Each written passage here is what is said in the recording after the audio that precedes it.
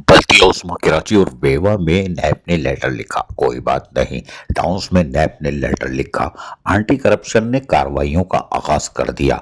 ये भी कोई बड़ी खबर नहीं है, इसलिए कि ये तो मामूल के मुताबिक होता है। और हम बता चुके हैं, नैब ने सिर्फ कलदम बल्दिया कोरंगी में 3 अटैम्प्ट की थी, जबकि एंटी करप्शन ने हर टाउन में 2 से 3 और 4 अटैम्प्ट किए हैं। लेकिन हम आपको बताएं कि अब बल्दिया उस्मा कराची और पेवा और टाउन्स में काली आंधी आ रही है। जी हाँ, काली आंधी का आप इस्तकबाल करें, क्योंकि हम बहुत पहले बता चुके हैं कि 15 जनवरी के बाद स्प्रे मुहिम शुरू होगी और स्प्रे मुहिम जारी है।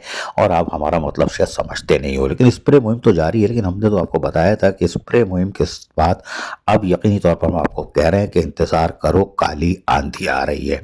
आप कल किसी के मकबर हो या कुछ भी हो, हम इससे सरोकार नहीं, लेकिन हम आपको बता दें कि काली आंधी आ रही है। और काली आंधी जो है आज से 3 महीने पहले डेप्यूटी कमिश्नरों के दफातर में भी आ चुकी थी। खैर कोई बात नहीं, हम ज़्यादा सुर में नहीं जाते, क्योंकि यहाँ मरे हुए लोगों के हाथ अभी भी कब्रों से बाहर है। जी हाँ, ये रफ़ीक शेख, इनका हाथ बाहर है, और उसके साथ साथ तिलत हुसैन जो सदर में एडमिनिस्ट्रेटर लग गए थे, उनके भी कब्र से हाथ बाहर है। और यकीनी तौर पर ये सारी चीज़ें अफसरान भी बताते हैं, क्योंकि अफसरान तो खुद मकबर होते हैं और ये मकबरी करते हैं। और यकीनी तौर पर बल्कि उस्मा कराची हो या टाउन की सतह पर अब काली आंधी आ रही है, क्योंकि बहुत खेल तमाशे हो गए। और हम बार बार आपको खबरदार कर रहे थे कि होशियार हो जाओ, लेकिन आप कहते हो कि अपना काम बनता भाड़ में जाए जनता। लेकिन बनता तो भाड़ में जाएगी, लेकिन अब होगा कुछ और, बजेगा घंटा। घंटा इसलिए बजेगा कि जो कुछ आपने करना था कर लिया, अब हिसाब किताब का दौर आ रहा है और काली आंधी आ रही है। नैप एंटी करप्शन, कोई बात नहीं, कोई बात नहीं, इंतज़ार करो काली आंधी का। और यकीनी तौर पर काली आंधी बहुत करीब आ चुकी है। लेकिन इसमें एक बड़ी खबर यह है कि टाउन वाले तो पिसते हैं, अब लोकल गवर्नमेंट वाले भी इससे नहीं बच पाएंगे। जी हाँ, ये हम आपको बता रहे हैं, लोकल गवर्नमेंट वाले भी नहीं बच पाएंगे, क्योंकि क्लिक ने दोहरी नौकरी और दीगर चीज़ों के स्कैंडल दिए थे। लेकिन आपको पता है लोकल गवर्नमेंट ने दबा दिए थे और कोई कार्रवाई नहीं, वो करते ही नहीं है। लेकिन इससे बड़ी खबर यह है कि अब सूजी वाले, जो मुकद्दस गाय समझी जाती है, जिनके सरों पे सिंह नजर नहीं आते, और उन्होंने बड़ा कौंसल वालों को कूटा है, अब वो भी नहीं बचेंगे। 2012, 13, 14 ये आप हिटलिस्ट पर हो, जो भर्ती हुए थे और कैसे हुए थे सबको पता है। लेकिन 12 अब सूजी सर्विस वालों का भी नंबर है। कौंसल वालों की बड़ी वेरिफिकेशन की थी ना, अब आपकी भी होगी और तीसरी चीज़ें भी होंगी। लिहाजा सूजी सर्विस वालों की बुरी खबर है कि काली आंधी आ रही है और बहुत करीब आ चुकी है, टाइम कम है।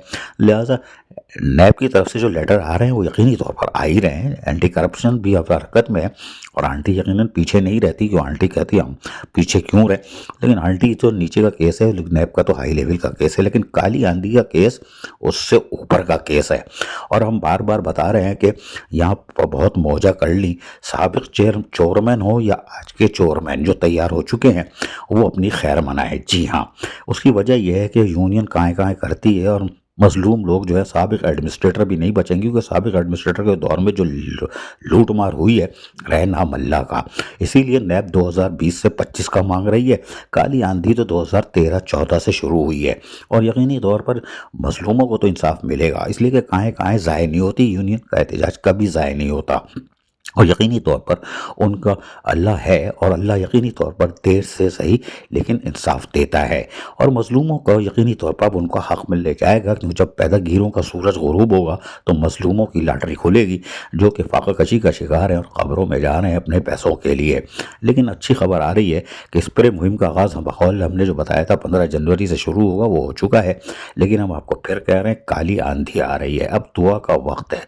जी हाँ, दुआ करें, दुआ करें, जो बच जाए, क्योंकि ये हमारी सौगात है कि जब हम मरने लगते हैं, मरी भी होते हैं, तो गुनाह भूल जाते हैं अपने जो हमने किए हुए होते हैं, पर आयत करीमा का विर्द कर रहे होते हैं। माशाअल्लाह, ये है हम पैदागीर मुसलमान। लेकिन अब काली आंधी से कौन बचता है कौन नहीं बचता, ये वक्त बताएगा।